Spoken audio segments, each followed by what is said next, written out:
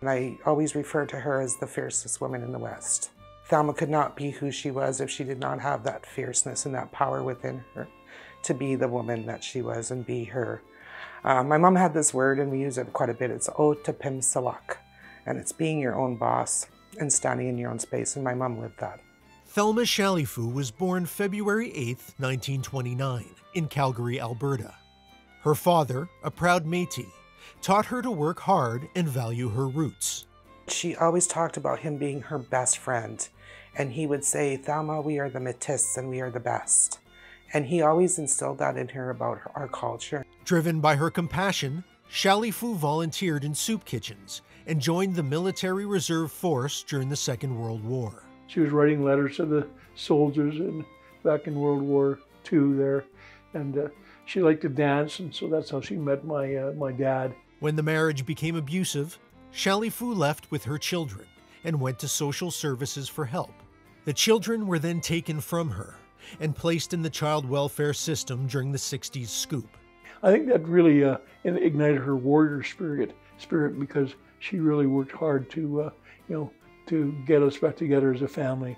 Chalifoux finished school and was hired as a field worker with what is now the Métis Nation of Alberta. She later found work as a land claims negotiator. Channeling the strength she gained from her own challenges, Chalifoux fought for equality for her people. She'd say, "You're never brown enough and you're never white enough." And my mom always owned her culture. She never tried to hide it. So she was always defending.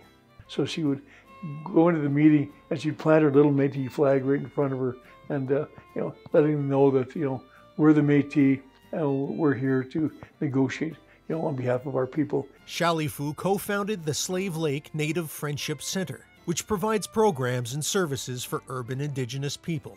She was the first Métis woman to serve on the University of Alberta Senate and the first to broadcast on private radio.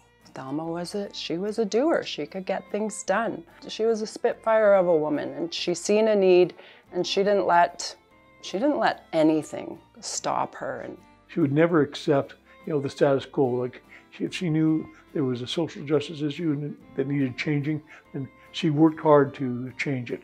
In 1997, Prime Minister Jean Chrétien appointed Chalifoux to the Senate, making her the first Indigenous woman to become a senator. He said, "We need you here right now. We need you here." That was before there was any Truth and Reconciliation coming out or anything. But I think he recognized at the time that there was change happening. Also, she was a woman that was not afraid to speak her mind, and I think they needed that. I think back and how resilient the First Nations and the Métis and the Inuit were. Given the residential system, the reservation system, the half-breed script, and the forced Inuit relocation, our people are so strong they survived. In addition to her work creating provincial programs for Indigenous people in the areas of housing, education, and social assistance, Chalifoux was chair of the Standing Committee on Aboriginal Peoples, as well as a member of other standing committees. But she spoke from the heart, and she spoke to issues that people had been struggling with their whole lives, so, After retiring in 2004, Chalifoux helped found Michif Cultural Connections in St. Albert, Alberta. She wanted a cultural center where people could come and feel comfortable and be able to learn and have a sense of home. And that's what we've created here. we do various workshops: ribbon skirts, dream catchers, beading, drum making.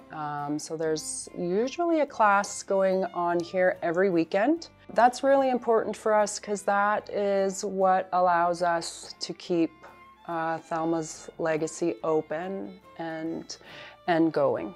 She wanted to promote the culture, and she wanted to leave a lasting legacy for her family in particular. She always says that her best thing was her family and her kids. She'd want the legacy to continue. She'd want to see the young ones that we have coming up that are doing work in the community. She had a quote of, like, if you see somebody struggling and you don't do anything about it, then you're not doing the job that you're put on this earth to do. It was never about Thelma, never. It was always about the work and who she was helping.